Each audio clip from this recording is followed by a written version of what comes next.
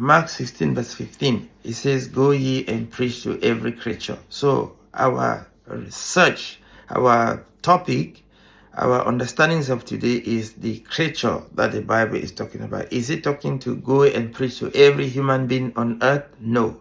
If we go, for example, to China, we will go to the black community, to our people living there, and preach to them. If we go to Saudi Arabia, we will go to the black community, to our people that are living there, and preach to them. If we go to Germany, we go to Spain, to Belgium, to United States, we go to the black community, to our people, and preach to them. That's what it means by go ye to every creature. We are going to every country but to our people. Like we just read in Acts 11 verse 19, it says Jews only. We are preaching to our people. Amos 3 verse 1 and 2. It says, let's get that. Amos chapter 3 verse 1 and 2 before we continue. So, Amos chapter 3 verse 1 and 2. Say, hear this word that the Lord has spoken against you, O children of Israel, against the whole family which are brought up from the land of Egypt, saying, you only have I known of all the families of the earth, therefore I will punish you. He said, you only have I known of all the families of the earth. You only. He only know the Israelite. Joel 2 verse 27. Let's get that also. Joel 2 verse 27, it says, and ye shall know that I am the midst of Israel, and that I am the Lord your God, and none else. He is the Lord your God, and none else. So when he said, go ye and preach to every creature, who is he talking? To his people. Now let's get Wisdom of Solomon. Wisdom of Solomon 5. Wisdom of Solomon chapter 5 verse 17. Wisdom of Solomon chapter 5 verse 17. Let's get some understanding. He said, he shall take to him his jealousy for complete armor, and make the creature his weapon for the revenge of his enemy. Wisdom of Solomon 5 verse 17. It says, he shall take to him his jealousy for complete armor, and make the creature his weapon for the revenge of his enemy. Make the creature a weapon for the revenge. So which creature will God use for the revenge of his enemies? Which creature? Wisdom of Solomon 5:17.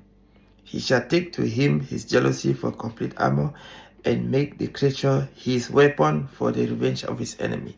So which creature will God use for the weapon for the revenge of his enemies? Let's get that in Jeremiah chapter 51.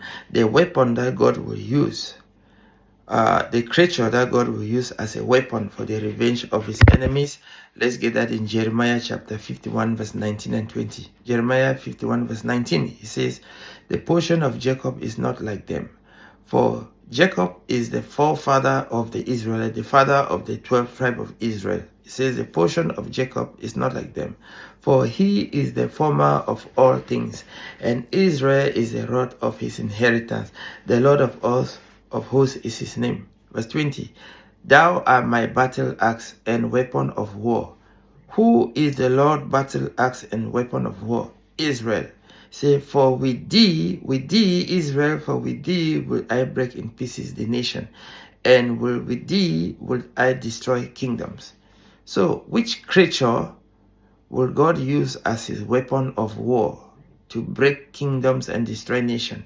Israel. So, who is a creature in Mark 14? It is in Mark 16 verse 15. Israel. Israel is the creature. Go ye and preach to every creature. Which creature? The Israelite. Now, Jeremiah 51 verse 19, he said, the portion of Jacob is not like them, for he is the former of all things, and Israel is the rod of his inheritance. The Lord of hosts is his name. Thou art my battle axe and weapon of war, for with thee will I break in pieces the nation and will destroy kingdoms. So the creature that God is talking about is the Israelite. Very simple. Now, let's get some more. Let's get 2 Ezra 8 verse 11. Verse 11. 2 Ezra chapter 8. Chapter 8 verse 11. It said that the things which is fashioned may be nourished for a time, till they disposeth it to thy mercy. Thou broughtest it up with thine righteousness, and nurtured it in thy law, and reformed it with thy judgment.